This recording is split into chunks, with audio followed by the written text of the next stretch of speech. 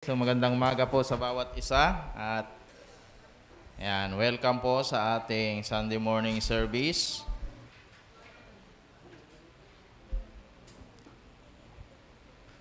So kahit kauupo ninyo, ngayong muli tayo, samahan niyo ako para sama-sama tayong manalangin. Manalangin muna tayo sa Panginoon bago tayo magpatuloy.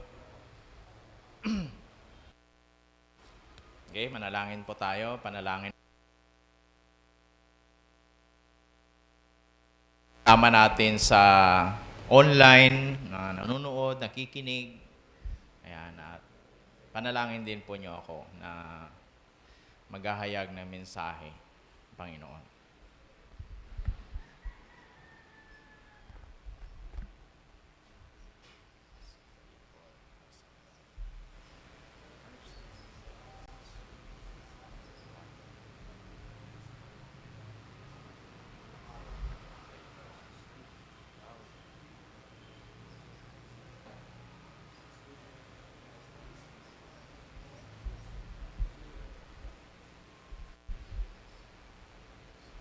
Isang kagalakan, Panginoon, na kami ay patuloy na binibigyan mo ng oportunidad, kalayaan, upang sama-samang makapagpuri, makapagpasalamat, gaya ng nais mo. At sama-sama na dumulog sa iyong trono ng biyaya. Kaya ngayong umaga, Lord, narito po kami nagkakaisa, kasama ng iyong mga anak sa buong mundo na nagdiriwang sa araw na ito ng sama-sama. Lord, nais naming papurihan at pasalamatan ka. Ibigay ang lahat ng parangal, pagsamba, papuri, pasasalamat na karapat-dapat sa iyo lamang, O Diyos. Sa mga sandaling ito, Panginoon, Lord, ikaw po ang nagsabi, ayon sa iyong mga pangako, na ang mga salita mo ay pagkain ng aming espiritual na katawan, Panginoon. Kaya ngayong umaga, umaasa po kami, nananalangin, nananampalataya, na patuloy ng bawat mga anak mo na makikinig, magbabasa, maniniwala, tatanggap ng iyong mga salita, ay makakaranas ng panibagong sigla, panibagong kalakasan. Lord, pagiging matatag, matibay, lalo na sa kanilang pananampalataya. Mas lumalim ang kanilang pundasyon, mas lumalim ang kanilang pananaw sa pag-ibig, sa pagmamahal, kapayapaan, kakontentuhan, pagbabago ng buhay. Dahil ikaw ang Diyos, nais mo ang lahat ng bagay na ito na mangyari, maranasan at gawin sa buhay ng bawat isa po sa amin. Kaya ngayong umaga, ngayong araw, hinahayaan ka namin, O Diyos, gawin ang nais mo, Panginoon. Hinahayaan ka namin, Banal na Espiritu, fulfill your purpose. Gawin ang nais mo sa buhay po namin. Bawat nakikinig, bawat nanonood, bawat narito ngayong umaga. Nais namin, Banal na Espiritu, hinahayaan ka namin, kumilos ka, manguna ka, pakialaman mo ang buhay namin. Lord, kung kami nagmamatigas, we humble down before you. Lord, dunugin mo ang pusong matigas, spiritong mapagmataas. Anumang mga stronghold na itinayo, itinatag ng diablo sa isip, sa puso po namin, bawat isa upang hindi namin maranasan ang iyong kapangyarihan, ang iyong pagmamahal, ang iyong biyaya, ang iyong grasya, ang iyong pag-ibig at awa sa amin. Ngayong umaga, hinahayaan namin, Panginoon, wasakin po ninyo sa pangalan ni Jesus. At kailangan namin ang apoy, Banal na Espiritu. Stir up our faith, Lord God. Halakasin mo ang aming pananampalataya. Sa mga nanlalamig ng hihina, restore them, revive them, Lord. Kailangan namin the long-lasting revival, Lord, yung matagalang revival, Panginoon, yung nananatili sa puso namin. Hindi yung ngayon lang o yung pansamantala lamang. Kailangan namin, Panginoon, ang init at sigla na mananatili sa puso, sa isip namin, hanggang sa iyong pagbabalik. Kaya ingatan niyo po kami, O Diyos. Ingatan niyo kami sa lahat ng mapanlinlang, na spirito, gawa ng kaaway, lahat ng espiritu, Panginoon, ng panlalamig, panghihina, kawalan ng pananalangin, kawalan ng gana sa pagbabasa ng iyong mga salita, kawalan ng gana sa mga bagay na espiritual. Lord, ayusin mo ang buhay namin. Kung meron man po kaming karamdaman physically, spiritually, Lord God, paghilumin po ninyo. Nihiling namin yan at hinahayaan namin, Lord,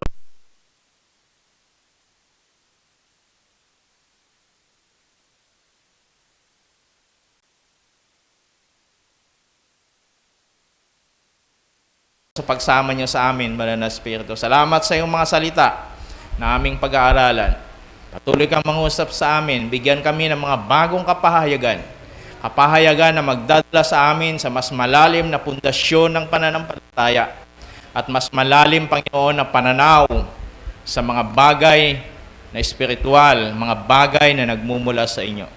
Salamat po, Diyos, sa iyo lahat ng parangal at papuri, sa himala, pagpapala, kagalingan, kaligtasan, pagbabago na gagawin mo at tatanggapin namin ngayong araw na ito. Sa pangalan ni Jesus, lahat ng anak ng Diyos, sumigaw ng Hallelujah! Okay? Kaya tayo mo po. Yan. Isang mabiyayang umaga pong muli at welcome po. Ayan, sa bawat isa. Okay? Thank you. Salamat sa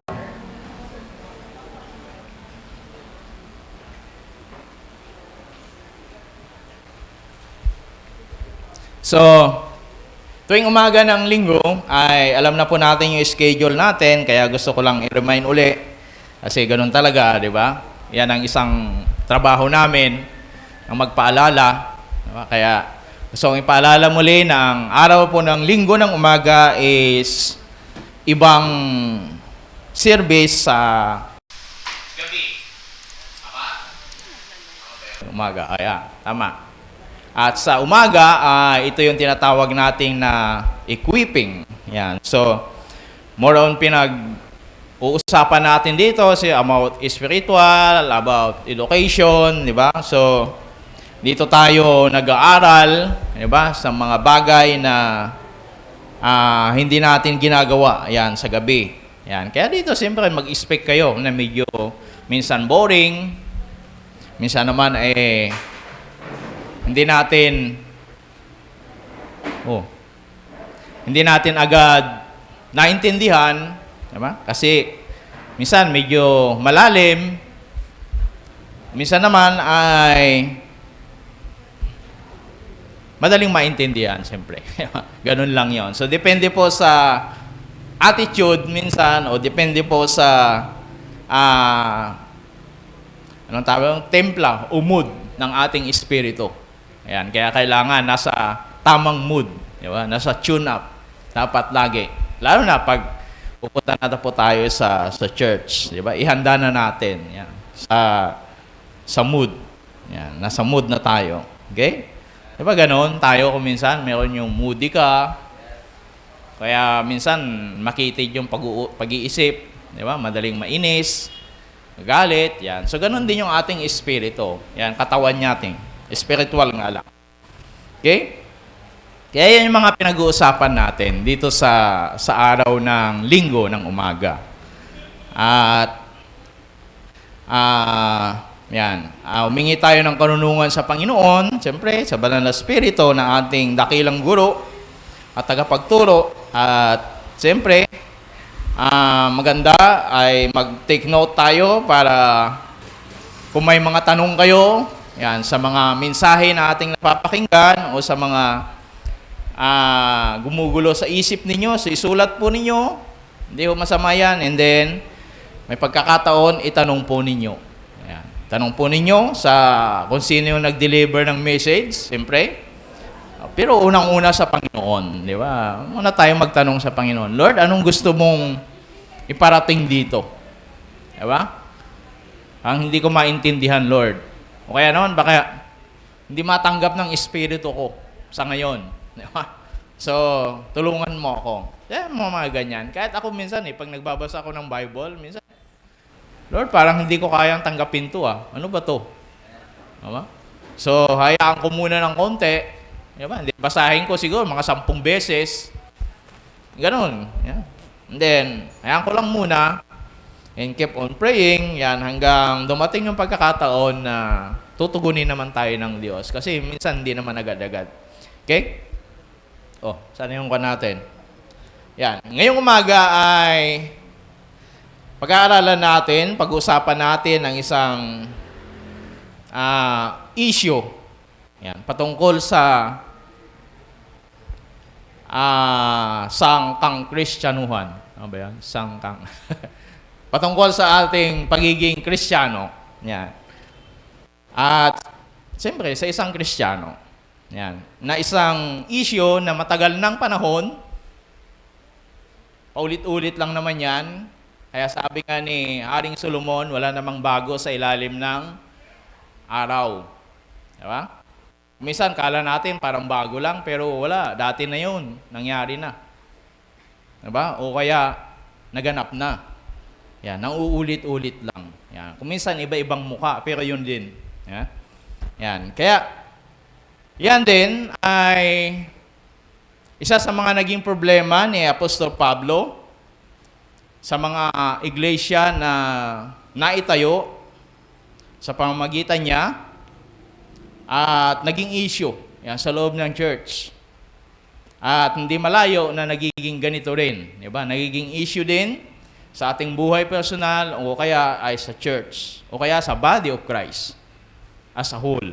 Diba? So, ngayong umaga, pag-uusapan natin to not for being judgmental, but being aware. Diba? Hindi tayo para maging panghusga, kundi maging aware una sa ating mga sarili. Diba? Kasi gano'n naman talaga. Para mabantayan natin. Una, siyempre, yung ating sarili. And then, yung ating kapwa Kristiyano.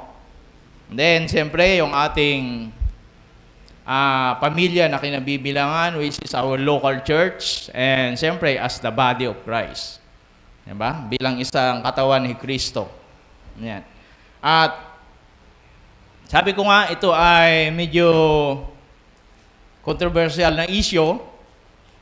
Medyo malaking problema minsan kung hindi naagapan o hindi nabibigyan agad ng solusyon. Yan. Kaya ito yung naging problema ni Apostol Pablo noon. Ang mga tao na ito ay mga Kristiyano, pero may background din silang iba na katulad natin. Di ba? Tayo may kanya-kanyang background. Mayroong dating Muslim, may dating Katoliko, may dating so yung mga ganon. At dahil doon, dahil sa pinagmulan natin, minsan naiuugnay natin. Di ba? Sa kalagayan natin sa hinaharap. Kasi ganon naman talaga. Diba? Kung minsan, ano yung pamilyang pinagmulan mo, anong kultura, diba? Anong probinsya, etc., etc. So, nakaka-influence yan. So, kahit sa spiritual nating buhay minsan. Kaya, mahalaga na tignan natin at siyempre, gaya ng sabi ko kanina, ay maging mapagbantay po tayo. Siyempre, una sa ating mga sarili. Okay? So, ayan. Basahin natin sa aklat ng Galatians chapter 6. Gusto kong basahin sa inyo sa Ang Salita ng Diyos na version. Pero karamihan dito ay magandang balita. Diba? Pero sa mga may apps, pwede yan. Sabi niya, ito yung sabi ni Apostol Pablo, sinulat niya sa Galatians, gusto lamang ng mga namimilit sa inyong magpatuli na magbigay lugod sa kapwa nila Hudyo. Sapagkat natatakot silang usigin ng mga ito kung ituturo nila na ang kamatayan lamang ni Kristo ang siyang makapagliligtas sa tao. Sila mismong mga tinuli ay hindi naman sumusunod sa kautusan. Pinagpipilitan lang nila na mapatuli kayo para may pagmalaki nila na sumunod kayo sa seremonyang ito. Yeah. So, dito sa Book of Galatians o sa Church of Galatians ay may mga pumasok o kaya meron namang nasa loob na, gano'n naman talaga, di ba? Ang mga kulto, mga nagpapakalat ng chismis, nagpapakalat ng maling katuruan, minsan kadalasan sa loob naman ng church nagmula yan eh, di ba? Hindi naman yan sa labas eh. Kasi wala namang alam yan, anong nangyayari sa loob ng church. Diba? So, anong nangyayari sa body of Christ, wala namang pakialam yung mga yan. Yeah? So, sino ang meron? Siyempre, yung mga nandoon. Diba? Kaya, yun yung nakakalungkot minsan o kadalasan. At dito sa Book of Galatians, ganun po yung nangyayari. May mga andun na sa loob at nagkaroon ng impluensya, siyempre, mga leader, mga worker, ay, ayun, nagkaroon sila ng issue para nang sa ganun, yung ibang mga, especially pag mga bago, mga medyo hindi pa masyadong, ano bang tawag doon, yung naliwanagan, o kaya naman ay mas malalim yung pundasyon sa salita ng Diyos, so ginugulo nila. At, siyempre, pag nagugulo, ayan, mas madaling magawa yung gusto mo. Diba? Guluhin mo yung isang, pag nagulo yan, so pwede mong magawa. Diba? Nakukontrol, parang gano'n, na mamanipula mo yung sitwasyon. Diba? Na may mamanipula. Tama ba yun? Na mamanipulate. Yan. Na mamanipula mo yung sitwasyon. So, gano'n yung nangyayari dito. At ito, nabalataan ni Apostol Pablo. Kaya yan, pinagsabihan sila. Diba? Actually, dito rin, binanggit. Diba? Hindi lang yung church, maging si mismong si Pedro. Si Apostol Pedro, pinagsabihan ni Pablo. Kaya sabi niya, ikaw ha, kinukonsinti mo. Diba? Pinagsabihan niya si Pedro mismo. Diba? Si Pedro mismong disciple ni Jesus Christ. Diba? Nauna sa kanya. Pero the time, ay hindi niya yung tinignan. Ang tinignan niya kung ano yung nararapat at totoo. Diba? Ang salita ng Diyos. Okay? So, dito ay pag-uusapan natin ang issue patungkol sa pagiging legalist.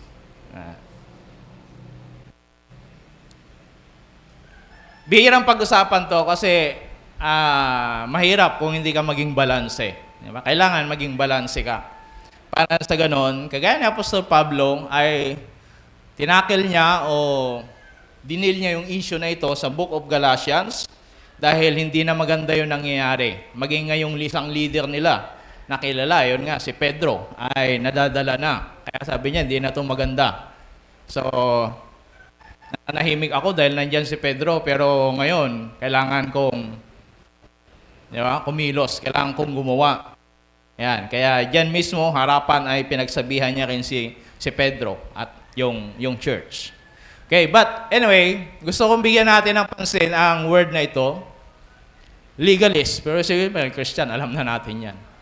Ang sabi, legalism is an ancient China was a philosophical belief that human beings are more inclined to do wrong than right because they are motivated entirely by self-interest and require strict laws to control their impulses. Ibig sabihin, kaya nga sabi nila, ang mark of legalist ng China ay, the Great Wall of China. Ayan, nung tinayo ng kanilang emperor. So, yan yung marka. Kaya yung legalist na belief, na perception ay nagmula sa kanila. At yun yung mark. Kaya pag nakikita ng mundo, nakikita ng mga yan, ang legalist. Diba? Yan yung, at sabi nga ng mga astronaut daw, o mga nasa, pag nasa buwan ka, ay, Great Wall of China lang ang makikita mo na man-made. So, punta muna tayo sa buwan, diba? Para makita natin. But anyway, so, ang paniniwala nila, ang tao daw ay ang gusto niya ay gumawa ng mali kaysa tama. Diba? Yun yung perception nila. Tayo, bilang isang tao, talagang likas sa atin ang gumawa ng mali kaysa gumawa ng tama. Yun yung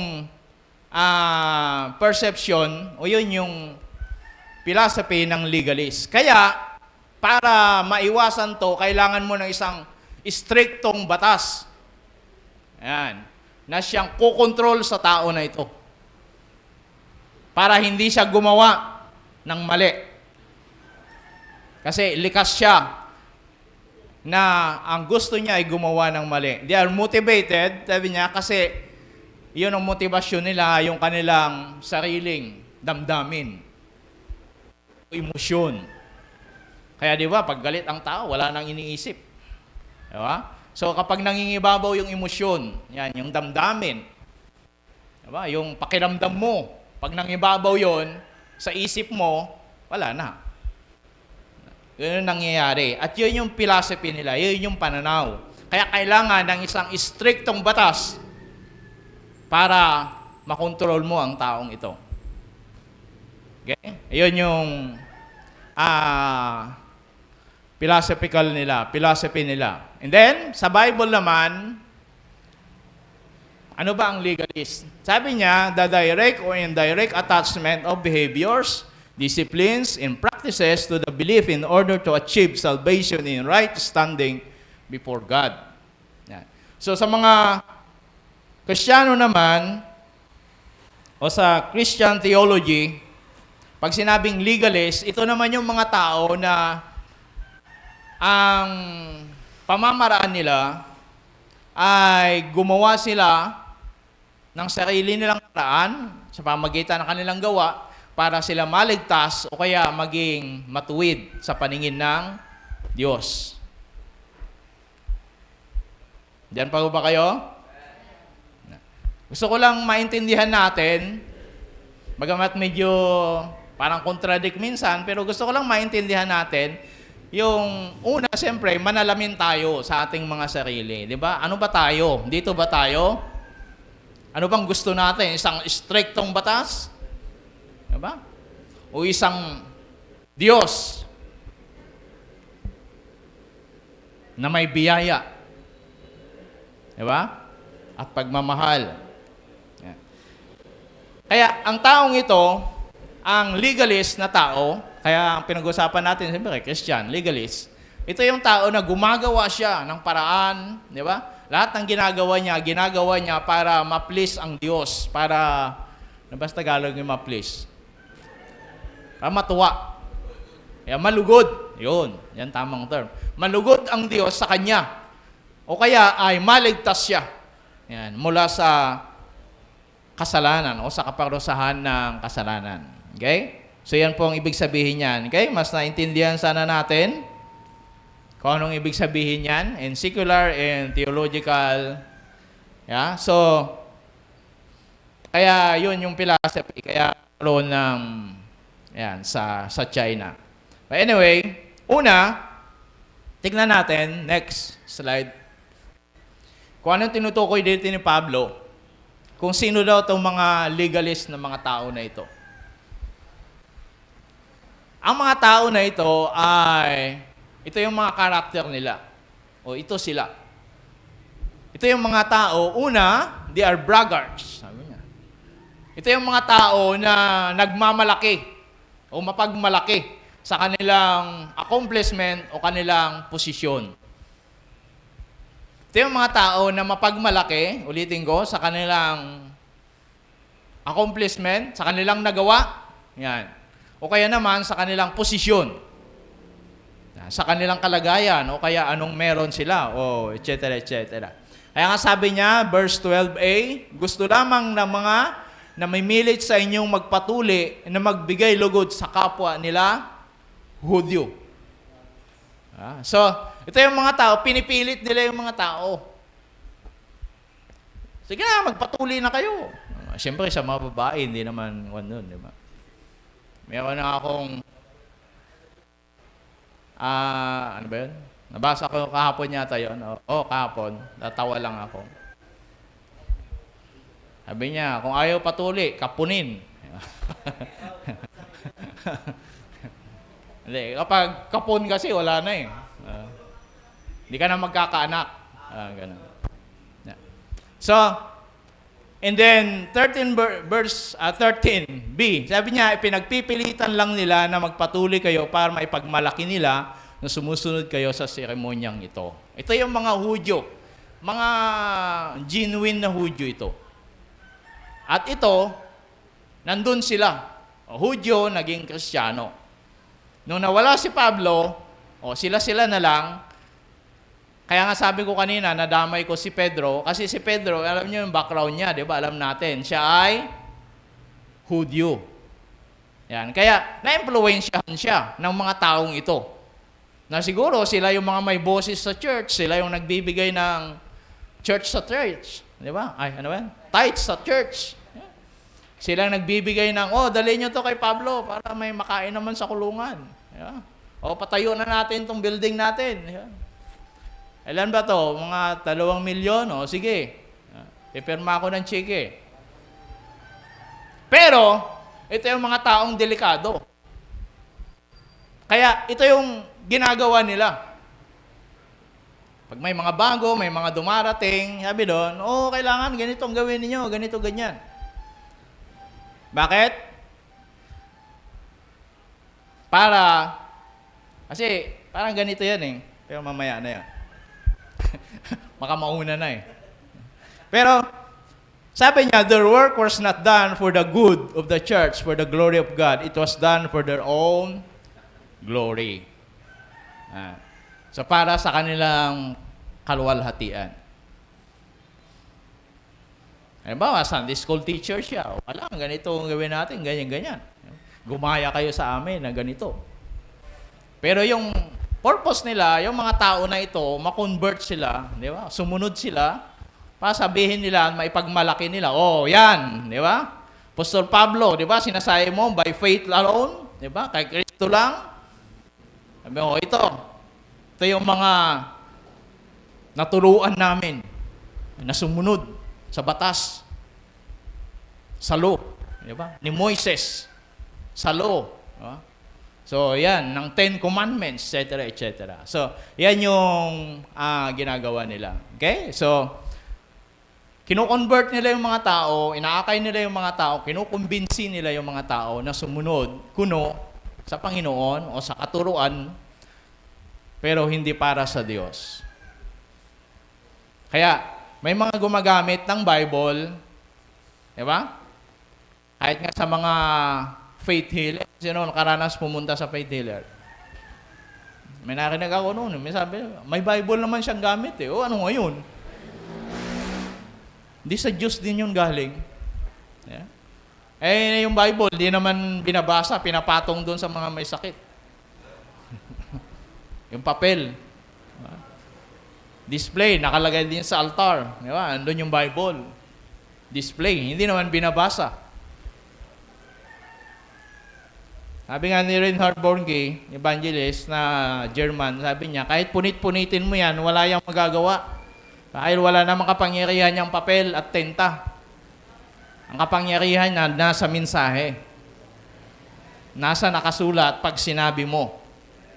Kaya sabi niya, teach, preach, ituro mo. Di ba? Go! Sabi niya, and teach them. Kaya't sunugin mo man yan, walang magagawa yan. Diba? Kasi papel lang naman yan. Tama? Are you there? Walang kapangyarihan yan. Diba? Kaya huwag tayo maging religyoso din. Diba? Kunyari, dala-dala tayo ng Bible. Hindi ko sinasabing huwag kayong magdala. But I say, because sabihin, di ba, huwag mong dalhin para ipamukha na ikaw ay Kristiyano, ikaw pupunta sa simbahan, di ba, ikaw ay ganito. Kaya minsan nagtatawanan kami noon sa PBS doon, meron yung Bible doon na malaki. Di ba? Pag dalhin mo, lagay mo sa balikat sa laki. Yung iba, yung Bible na malaki, naka-display doon sa harap. Anyway, design nila yun eh. So, pero ang point ko dito, wag nating gamitin yung mga spiritual na bagay minsan para, di ba? Nakumbinsi lang yung mga tao at masabi nila na tayo ay ganito, tayo ay ganyan. Diba? So, yan yung isa. So, Ito yung mga tao, sabi niya, mapagmalaki. Ayan. Ito pala. Ayan. So, next slide. In verse, 12b, sabi niya, sapagkat natatakot silang usigin ng mga ito kung ituturo nila na ang kamatayan lamang ni Kristo ang siyang makapagliligtas sa tao. So, ito yung mga taong compromiser. Pag legalist, madaling makicompromise. Bakit? Kasi natatakot. Tayo, madalas sinasabi natin dito, ang salita ng Diyos, hindi natin sinisugarcoated. Para lang maingganyo yung damdamin ninyo, yung damdamin natin sa salita ng Diyos. Kundi sinasabi lang natin kung ano yung nasa salita ng Diyos, kung ano yung totoo. Kaya lagi kong sinasabi, sola scriptura. Lagi na sinasabi, kung ano lang yung nasa Bible. Diba? Kaya ako, tingnan nyo, pag nagtuturo ako, balanse ako. Diba? Pag wala sa Bible, I live, iniwan ko sa inyo ang desisyon. Pero kung malinaw naman sa Bible, hindi pwede yun. No compromise. Hindi natin kinukompromiso ang katotohanan. Okay? Lalo na kung foundational truth. So, magalit ka na kung magalit. Itong mga tao na ito, kaya yun ang tinuturo nila kasi para natatakot silang ma-persecute. In Galatians chapter 5, verse 11, si Pablo pinipersecute ng mga Hudyo. Kasi alam natin, mga Hudyo, mga legalist nga sila. Ang kanila yung batas. Ano yung sinabi ni Moises? Ano yung sinabi ng ganito? Yun ang lagi nilang sinasabi. Kaya, sa Galatians, si Pablo nagtuturo, yun, pinipersecute nila. Sabi, hindi lang kamatayan ni Kristo. Diba? It's not just by faith. Yan pinagsasabi nila. Kaya tayo kuminsan, yun yung kinagisnan nating relihiyon, di ba? Kaya yun, masyado tayong attached sa mga nakikita sa panlabas. Kasi ganun eh. Diba? Kailangan mag-position ka. Mayroon nga kami nakakausap noon, sabi niya, bakit po kayo sumasama dyan? Para makabawas ng kasalanan. Diba? Nakikita ng mga tao, diba? Sumasama ka sa posisyon. Mahalik sa... Meron na yung pesta noon ng Quiapo yung isang pare doon, sabi niya, bakit ba tayo nagsisiksikan kasi dyan? Bakit kasi na-emotion lang tayo? Andiyan naman yung nasarino araw-araw sa simbahan ng Quiapo, di ba? Bakit kailangan pag tuwing kwan lang di pumunta ka doon, halikan mo mula ulo hanggang talampakan kung gusto mo. Linisin mo ng dila mo, di ba? O yan ang gusto mo. Di ba? Tama nga. May point nga naman. Kaya sabi ko, okay itong pare na to. Magiging pastor ka. Okay to Medyo bata pa siya Siguro, na-expose ng konti. Di ba? Bago naging pare. Kaya sabi ko, siguro, kaka-graduate lang to. O kaya naman, medyo bago-bago pa lang. Interview siya Ewan ko, napanood niyo yun. Anyway. So, ito yung dahilan pala kung bakit pinagpipilitan nila. Bakit nila tinuturo about sa circumcision o pagtutuli. Dahil takot sila. Yun ang totoo. Diba? Kaya tayo minsan, nahihiya tayo sa kaklase natin, katrabaho natin, kapitbahay, kaibigan. We compromise. Diba? Pati sa pananalita. Minsan, nakakalimutan natin, di ba? Ay, Kristiyano pala ako. Bakit parehas ako magsalita sa kanila? We compromise. Di ba? Pag tumatawa sila sa mga joke na hindi naman, di ba, mga grain joke, mga kung ano-ano, nakikitawa tayo, we compromise. That's simple as that. Hindi ko naman sinabi, uy, masama yan. Uy, ganito. But be firm na, it's not funny. Di ba? Hindi nakakatawa yan. Naalala ko tuloy noon si President Erap, nung siya ang presidente, ang dami nung mga Erap joke na pasa-pasa sa mga text, di ba? Kaya, dami, mga English na karabaw, lalo na sa text. Nauso na yung anli. Nako. Kapag Kristyano, alam mo Kristyano yung nagpapasa sa akin, binabalikan ko. Pero pag hindi, siyempre given na yan. Di ba? Pero hindi ako nagpapasa ng mga Erap joke ng mga ganun. Kahit hindi ko gusto si Erap, tahasang sinasabi ko. Hindi ko siya binoto. Diba? But he's my president. And that's the truth. Di ba? Ay siya nakaupo sa Malacanang. Wala tayong magagawa. To respect them.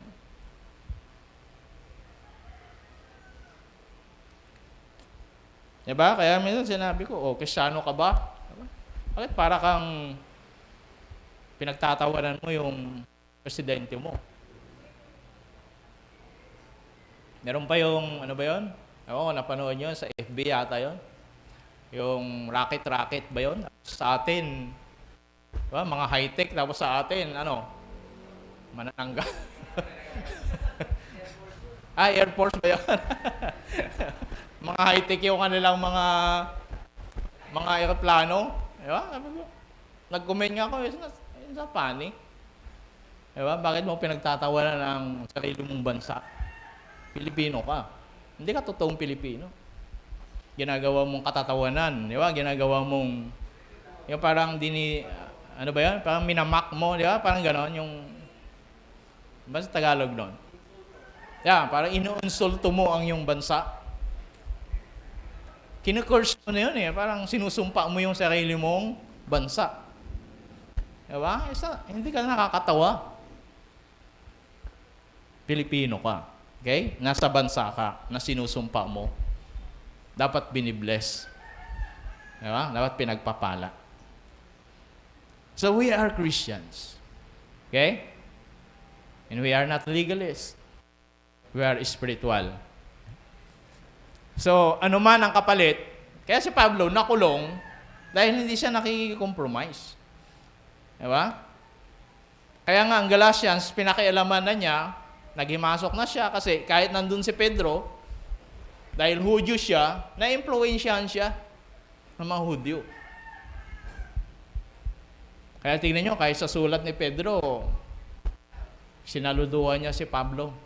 Sabi niya, si Pablo na mayroong karunungan na binibigyan nila ng maling interpretasyon ang kanyang mga sulat dahil hindi nila maintindihan.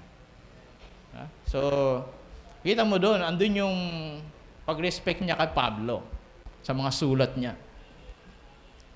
Kahit siya ay nauna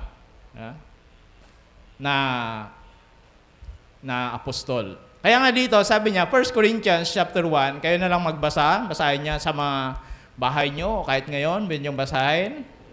1 Corinthians chapter 1, 18-31. So, diyan, tinutukoy niya yung patungkol sa stumbling block ng mga Hudyo ay ng mga Gentiles.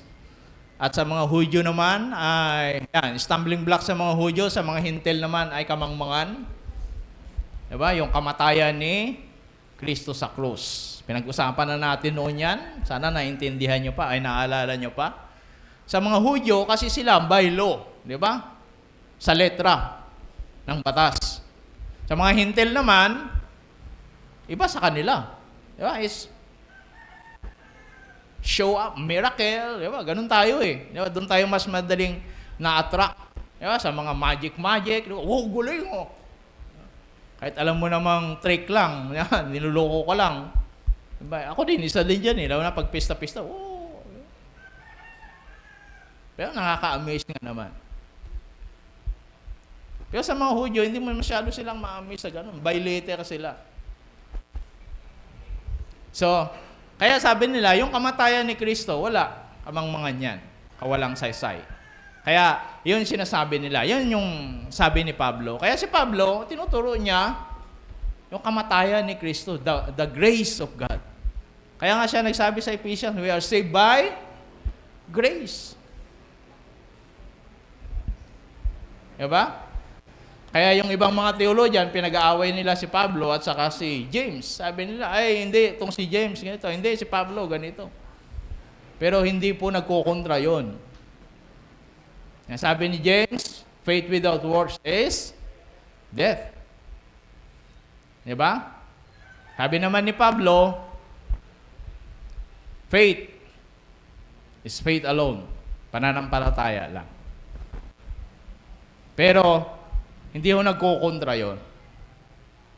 Eh, yung iba, yeah, nagkukontra. Meron pa noon, sabi ni Constantine, dapat ang Book of James hindi nasama sa Bible. Kasi practical nga. Pero nung bandang huli, tinanggap din niya. Sabi niya, ay, dapat kasama pala. Kasi, lagi niyang pinipreach daw, by faith alone.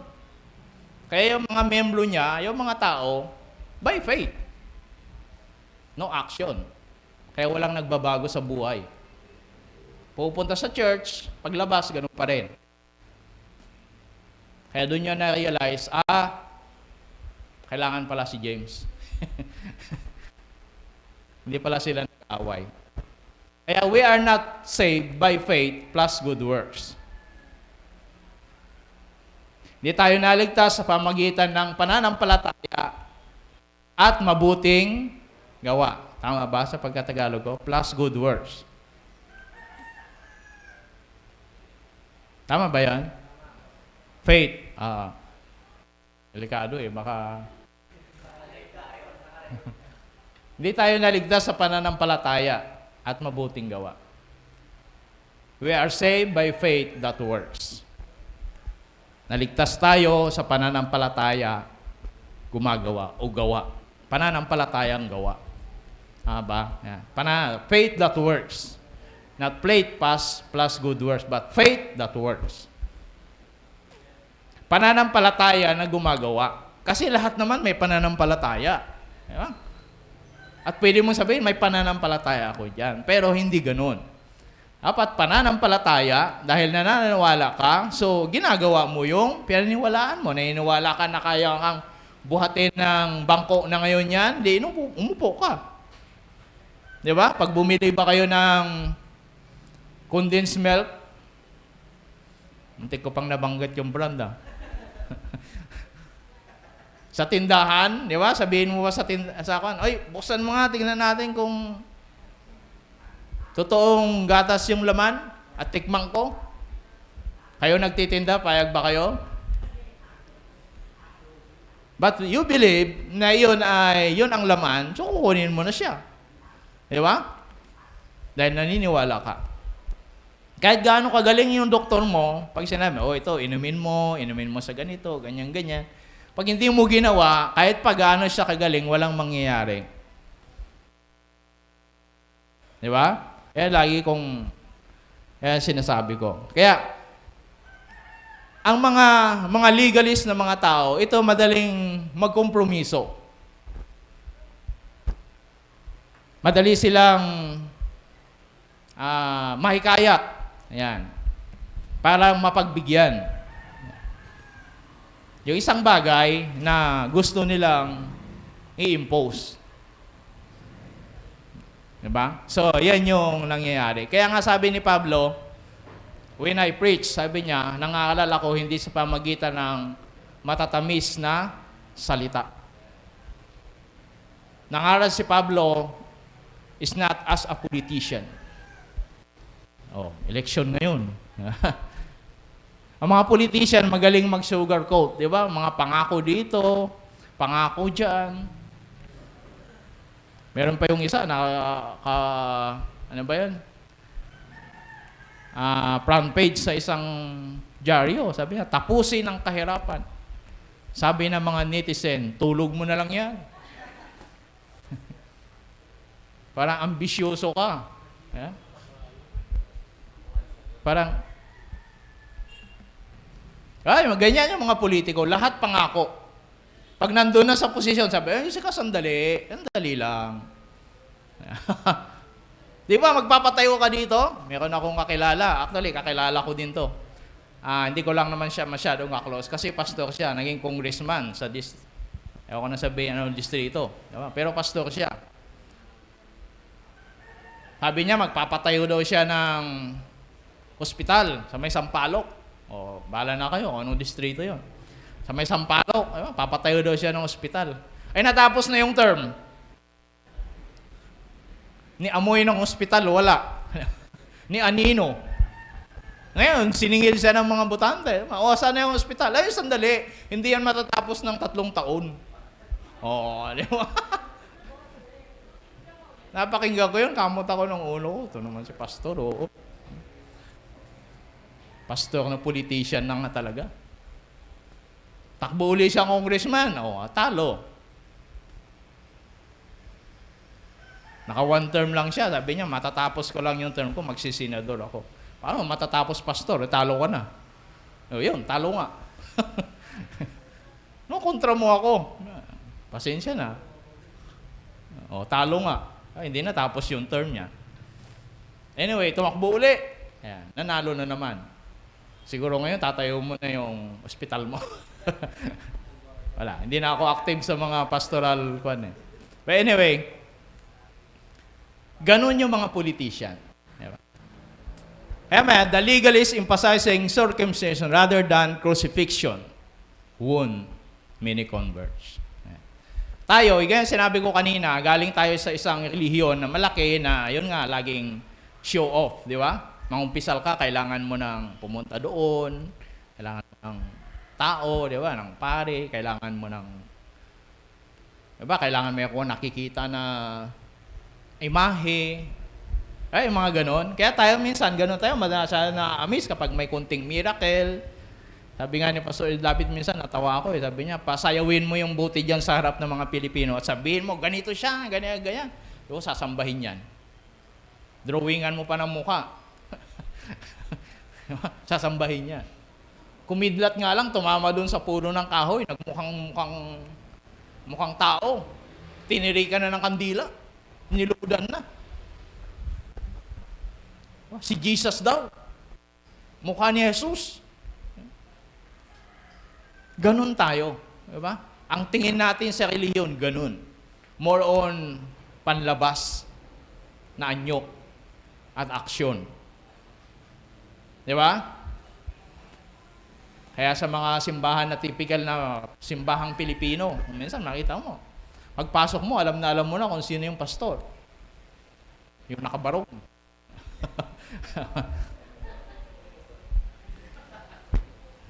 Kaya pagpasok ko kanina, kala ko kung sino yung pastor na sa harap.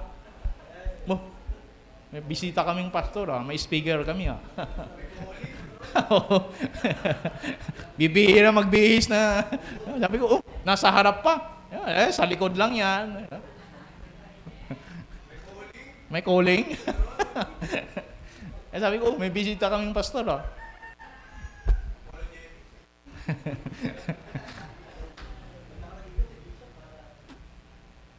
Pero ganun tayo, di ba? Nakatingin tayo sa panlabas. Mas panlabas na katangian. Okay? So, yan yung mga legalist. At dahil yan, nagkakaroon tayo ng compromising. Pangatlo,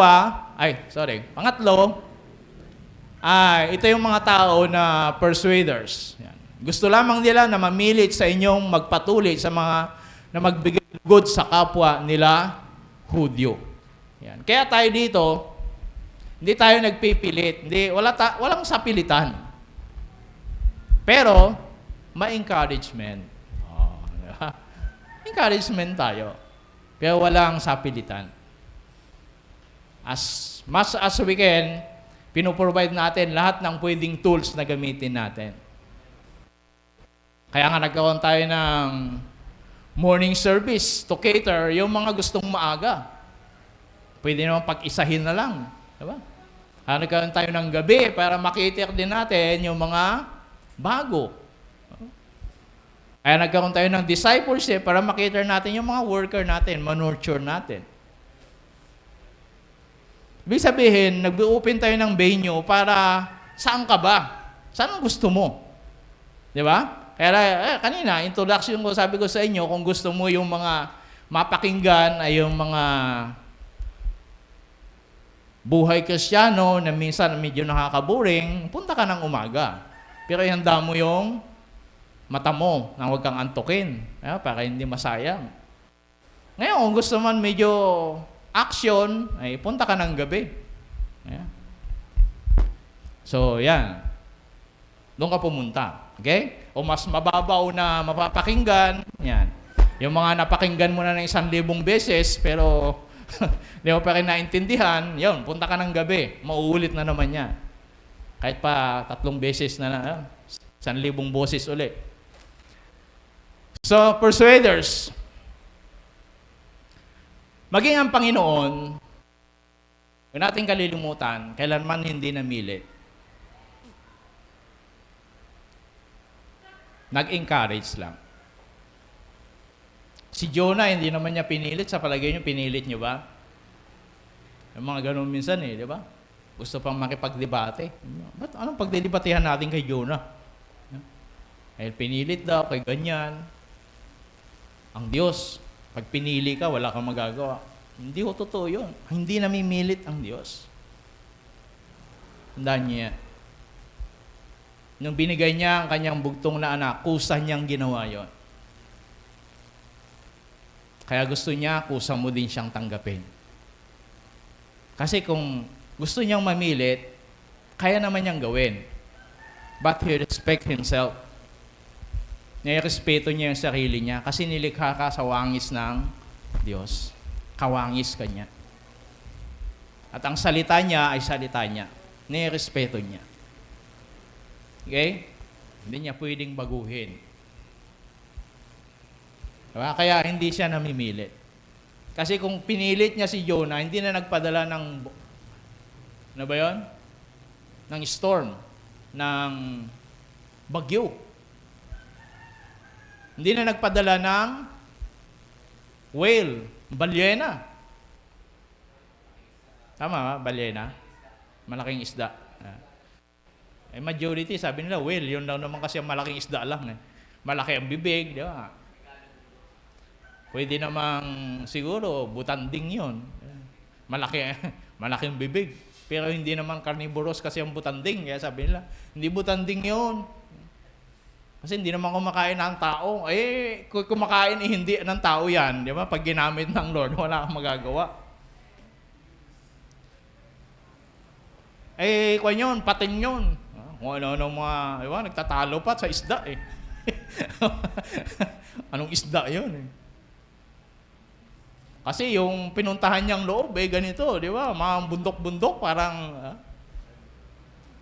So, anyway, kung namimilit, hindi siya nagpadala. Naintindihan? Nakuha niyo ba?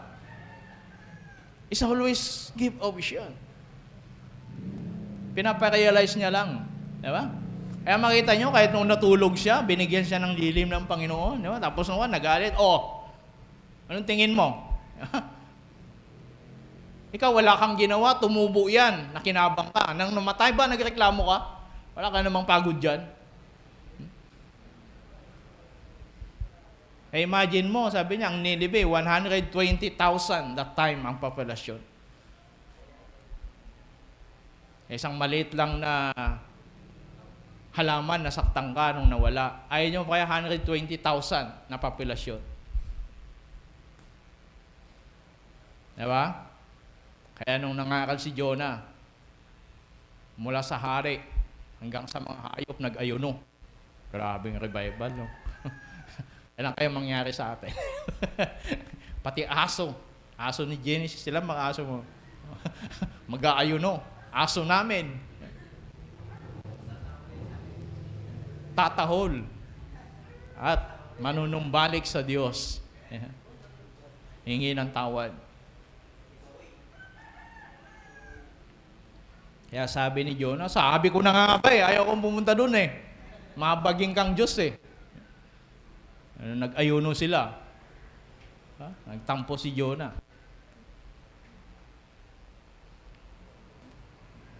Ganun tayo no? Pag ginamit tayo ng Diyos, nakita na yun. Sabi ko na nga ba, gusto ko, impyerno na lang to Pinunta-puntahan ko pa kasi. Ngayon, mas magaling na sa akin. So, may mga ganon. So, ang Diyos, hindi siya namimili. Hindi tayo namimili. Encourage you and give you option. It's always. Lagi yan. Huwag natin kalilimutan yan. Amen? Hindi tayo na mamanipula dito. Yan. Ganon ginagawa ng mga tao. Especially kapag mga kulto, sabi nila, o mga ibang katuruan. So, kailangan manipulate ka, kailangan para sumunod ka sa leader. So, hindi ko tayo ganun. Kaya nga, yan, in 1 Corinthians chapter 2, 1 to 5, then 1 Corinthians, sabi niya, wherever Paul presented the word, it's a truth in sincerity. And he used no oratorical tricks or debaters' skills. Bagamat kaya niya yon, magaling siya, pero hindi yun ang ginamit niya. Ginagamit niya ay ang salita ng Diyos. Kung ano lang yung sinasabi. Kaya minsan pa nga, di ba? Naalala niyo yun?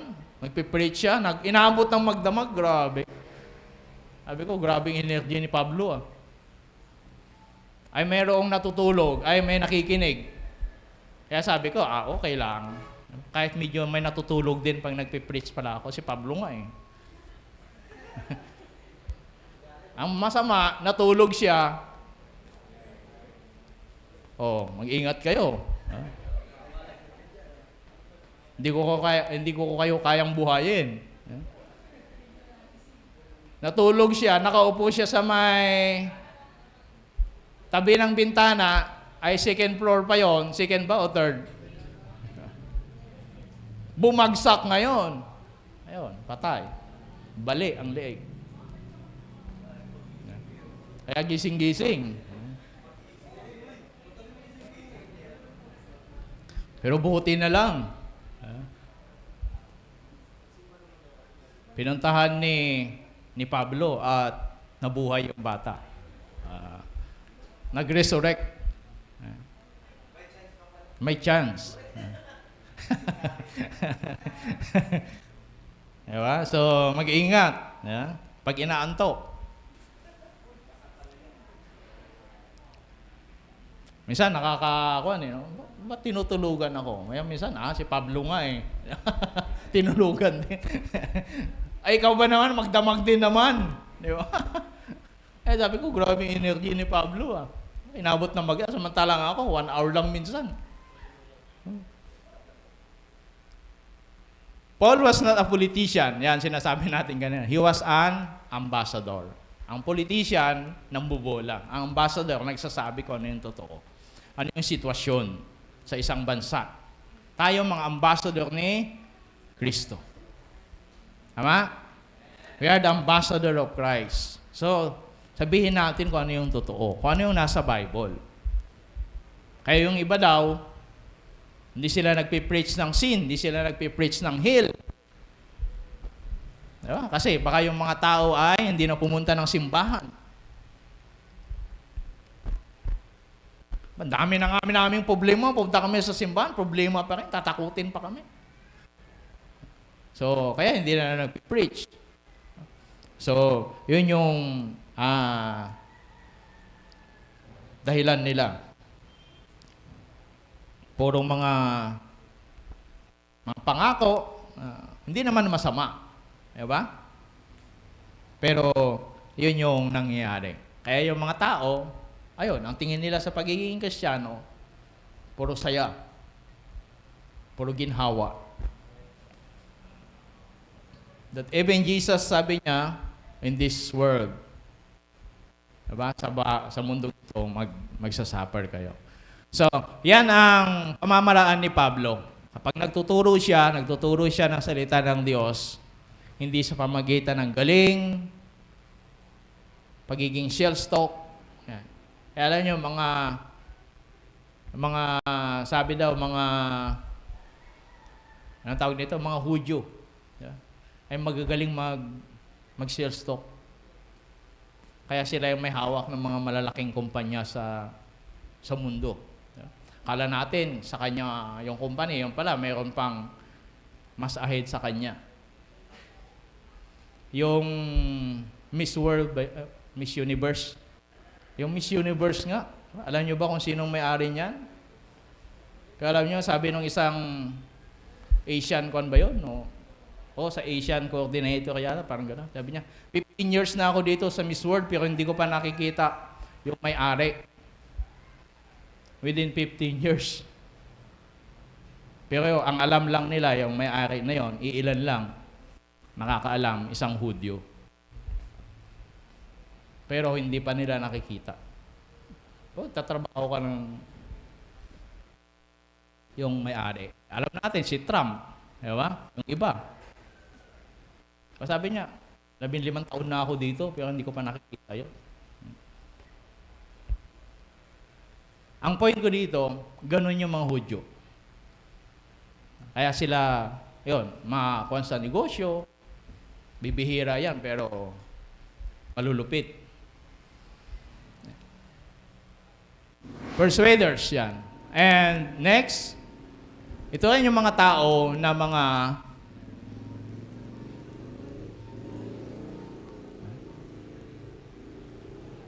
ginagamit lang yan sa mga religious na mga tao. Kaya sabi niya, verse 13a, sila mismong mga tinuli ay hindi naman sumusunod sa kautusan. So yun ang katangian ng isang hipokrito. Sinasabi, hindi ginagawa. Ewan ko, natandaan nyo noon, di ba? Ibig sabihin ng hipokrito, active mass. Mass.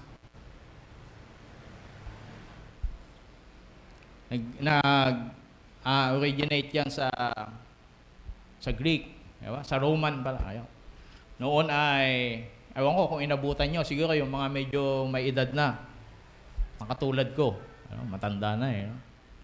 Inabutan natin yung, pag nag-show tayo noon eh, naalala nyo yun, yung binubuksan na ganyan na tilon, may tagabukas na dalawa. Binubuksan na ganyan yung tilon. Gano'n na. Sasara na naman. Next scene, bubuksan na naman. Naranasan namin yan, magdrama-drama noon ng gano'n. May tagabukas kami. Natalisod. Naapakan niya yung kortina na mahaba. Naputol ngayon yung nabuksan ngayon. Kita lahat.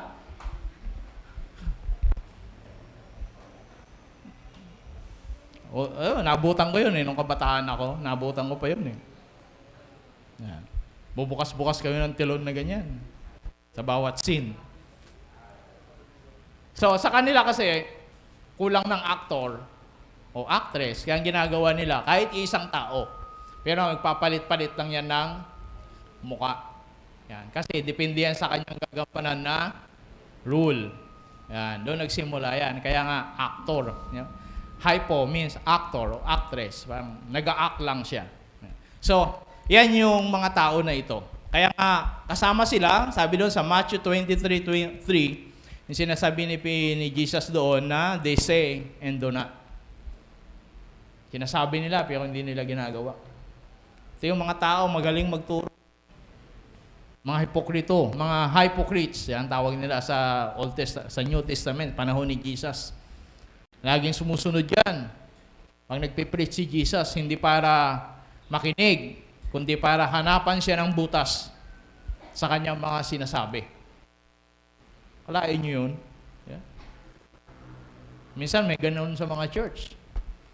Laging hinahanapan ng butas si pastor. Tingnan ko mag-preach si pastor. Ay, wrong grammar ka, pastor.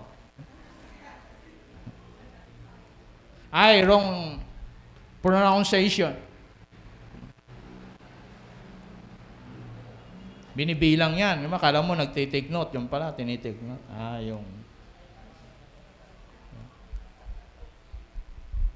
Yan yung mga ganun.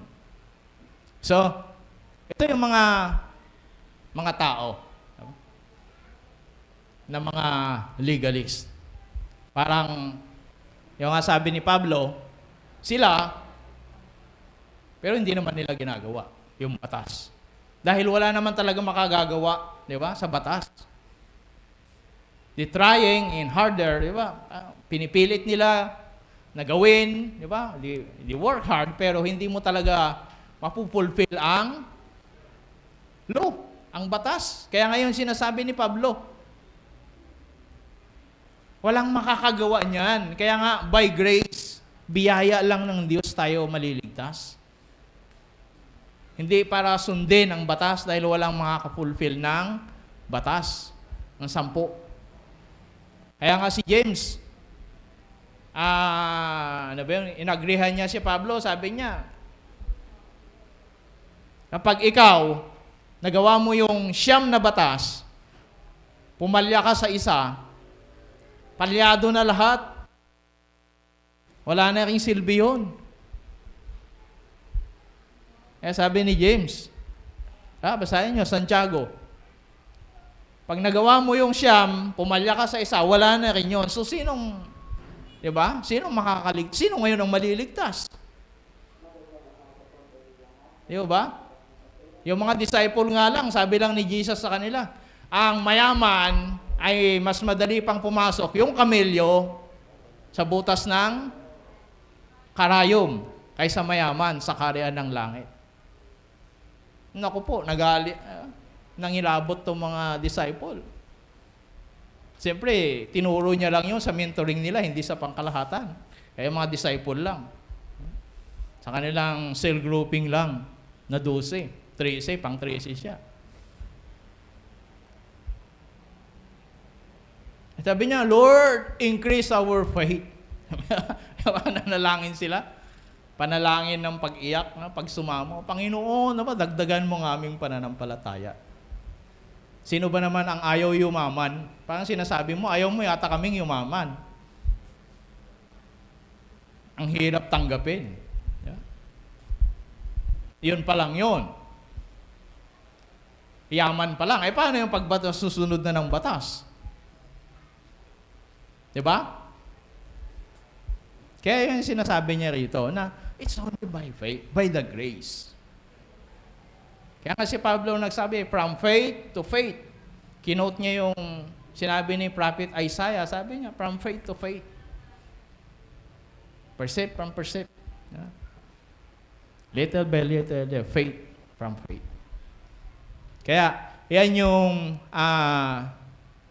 mahalaga. Diba? Nagsimula tayo sa pananampalataya, magtatapos tayo sa pananampalataya. Nagsimula tayo sa grace, tatapos tayo sa grace.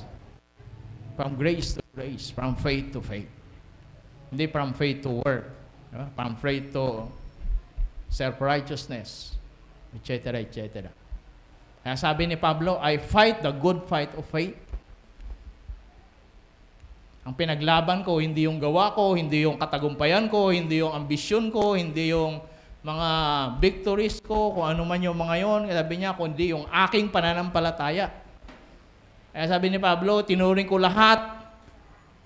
Rabis, yung basahan. Diba? Tinuring ko lahat, basahan. Makamtang ko lang si Kristo. Pag hindi ganun naging prinsipyo natin, wala, babagsak tayong lahat. Kaya ang pinaglaban ni Pablo, hindi yung mga accomplishment niya. Pinaglaban niya yung kanyang pananampalataya. Ba tayo, minsan gano'n, di ba? May accomplishment tayo. Minsan yun na yung ating pinaggigiitan. Hindi, ganyan. Ako nagpatayo ng simbahan niya. Lumayas kayo kung ayaw nyo. Di ba? May mga gano'n. Kung ano yung nagawa. Pero, hindi tayo doon nakapokus, di ba? It's a matter of faith. Makakasurvive tayo, mananatili tayo sa Diyos, it's by faith alone. Faith that works. Pananampalataya. Kaya sabi niya, their reverence for the law was only a mask to cover the real goal, winning more converts to their cause. So nila maraming, pumunta kayo dito, mag-imbita kayo ng mga tao. Para marami tayong mga may re-report sa statistics. Dumami kami. Diba? Mas marami na kami sa inyo. So, yun yung ginagawa nila. They wanted to report more, yan, statistics and get more glory. So yan yung mga tao na ito. Mga tao na ito sa Galatians. Pero siyempre, wala naman na yung mga Galatians, 1,000 taon na, mga hindi na pataba yon, talagang buhangin, no? Hindi mo na ako yun, di ba?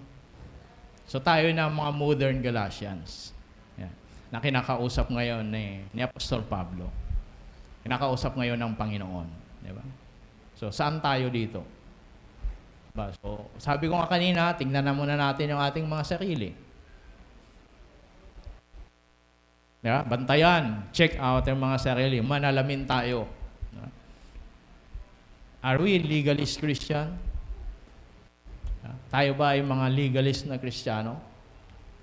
O mga Kristiyanong nabubuhay sa pananampalataya? Mga Kristiyanong tinubos ng dugo ni Kristo.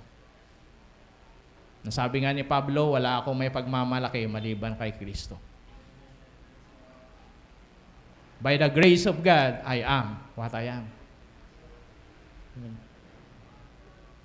Kaya walang mga church na pwedeng isumbat sa Kanya. Mga Kristiyano na pwede siyang sumbatan o ano paman.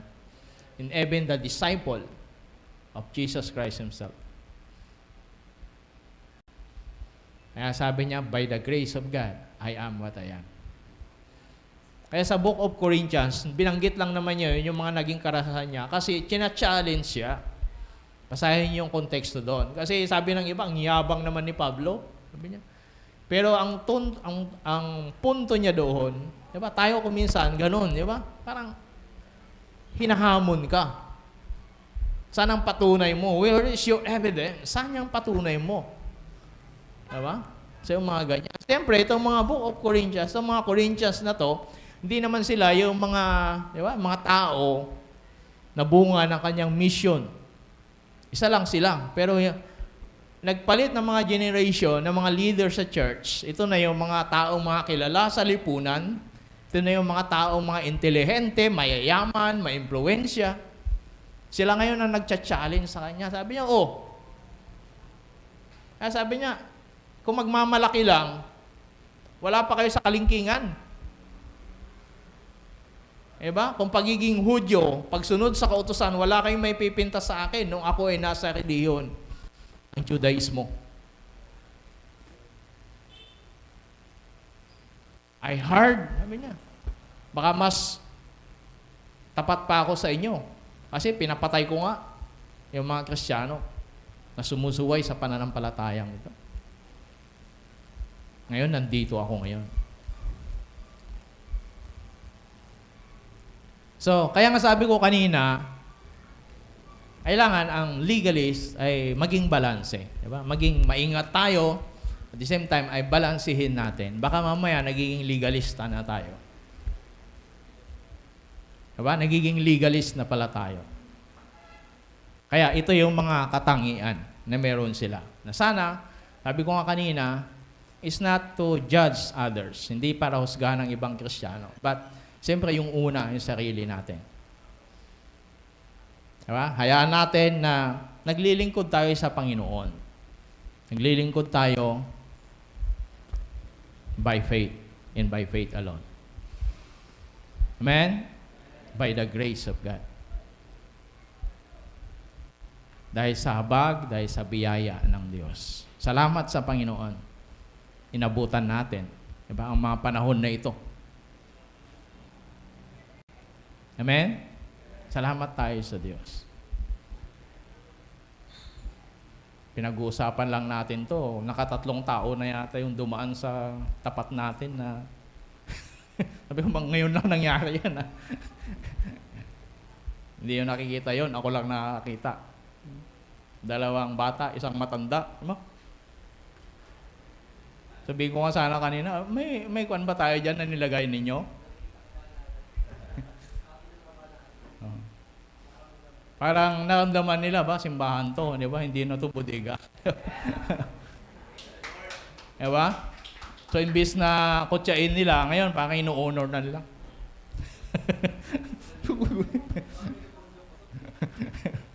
Kung may video lang sana doon, nakita yan ng mga gaganon eh. Kaya tanungin ko sana kay Pastor Louie, may nilagay ba kayong mukhang kon doon sa harap? Parang ngayon lang nangyari ito ah. Nataon pa sa pagiging legalist natin.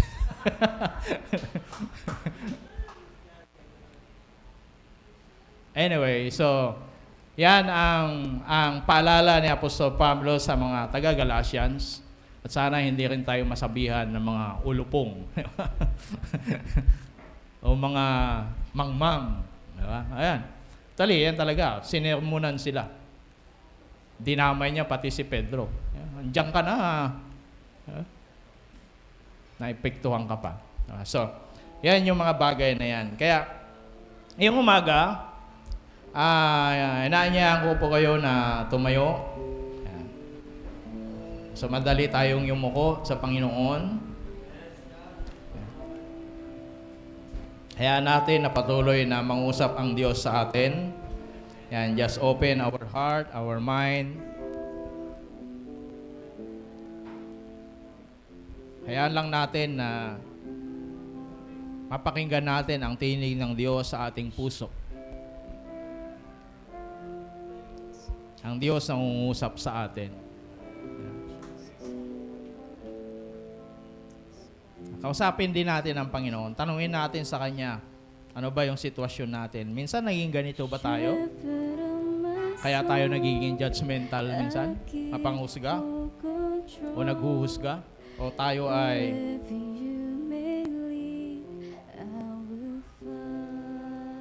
hinuhusgahan natin yung ating sarili? Kaya siguro nagiging mapanghusga tayo sa iba dahil ganun tayo sa ating mga sarili.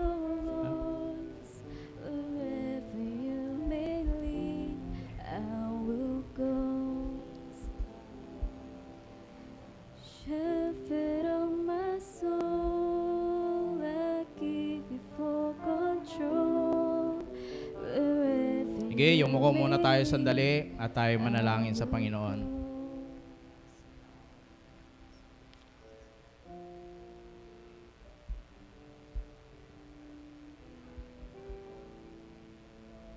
Salamat po Diyos sa pagkakataon na ito. Isang issue na napapanahon sa lahat ng panahon. Isang bagay na minsan na-overlook po namin. Hindi po namin nabibigyan ng pansin at tuon. Pero ito ay patuloy mong pinapaalala sa amin. Salamat po, Banal na Espiritu. Salamat sa pagtuturo mo sa amin. Pagpapaalala. Sa mga bagay minsan na parang maliliit lang, pero mga maliliit na bagay na yun pinagmumula ng malalaking bagay na sisira. Pwedeng magwasak. Pwedeng maging daan ng kaaway. Maging butas ng kaaway para kami ay ibagsak, hilahin, at ilayo sa presensya po ninyo. Salamat po sa mga tao na ginagamit mo.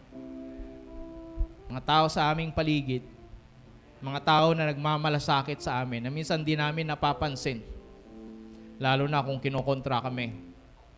Lalo na kung minsan ay sinasabihan kami ng mga bagay na ayaw namin.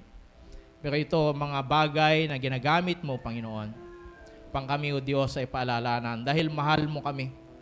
Dahil ayaw mo kaming mapahamak. Mas higit na gusto mo, mas concern ka, Panginoon, sa aming kaluluwa kaysa aming damdamin. Mas concern ka, O Diyos, na mapabuti kami. Na kahit kami masaktan sandali, pero kailangan namin gawin, harapin, danasin, pang nang sa ganon, maging mas mabuti kami. Mas mabuting tao. O mangyari ang biyaya, mangyari ang pagpapala, maganap ang plano, ang nais mo sa amin, o ang pagkatawag mo sa amin, Panginoon. Lord, salamat po, Banal na Espiritu. Minsan kinukumpronta mo kami dahil mahal mo kami. Salamat po, Panginoon. Maraming pagkakataon, hindi ka namin naintindihan. Ngunit salamat. Ang biyaya mo, pagmamahal mo ay hindi nawawala. Laging nariyan. Salamat po, Panginoon. Kahit madalas nakakalimutan namin na ikaw ay mabuti na Diyos. Lalo na kung mga bagay na nangyari sa amin na hindi ayon sa nais namin, hindi ayon sa pinapanalangin namin. Ngunit salamat po, hindi ka nagsasawa na ituwid kami, paalalahanan kami. Salamat, Banal na Espiritu, continuing to teach us, to mold us, because you are our Father. We are your clay. Lord, thank you for make us person as you want to be. And that's what we pray, Lord. Yan ang dalangin po namin sa araw na ito at sa mga sandaling ito. Ayaw namin na masayang ang mga sandali, panahon na inilaan namin sa paglilingkod sa inyo. Ayaw namin na mapawalang saysay at kabuluhan lamang ito dahil una sa lahat, ikaw ang nasasaktan, o Diyos. Bago kami. Salamat po, Panginoon, for the opportunity. Salamat po, Diyos, for the gift, for the skills, talent, na binigay mo kami, na binigay mo, pinagkatiwala mo sa amin, magamit namin sa paglilingkod sa iyo habang kami nag-aantay ng iyong pagbabalik. Habang kami nag-aantay na makita ka namin ng mukhaan. Thank you, Lord. Kami nagiging kamay, bibig at paa po ninyo sa mundong ito. Kaya dalangin namin, patuloy mong ituwid ang mga maling pananaw. Mga maling ideolohiya na mayroon po kami. Mga humanistic reasoning, mga taong pananaw at kaisipan.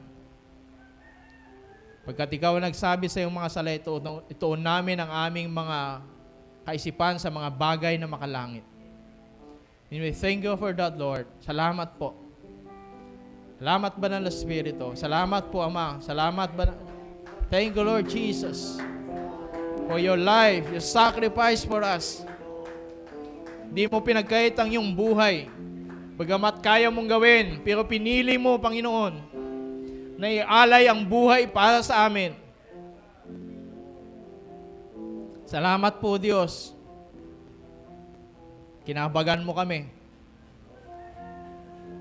Gaya ng sabi ni Haring David, sino kami para bigyan mo ng pansin at ganong klaseng atensyon at pagmamahal? But we thank you so much, Lord. Binigay mo yun sa amin.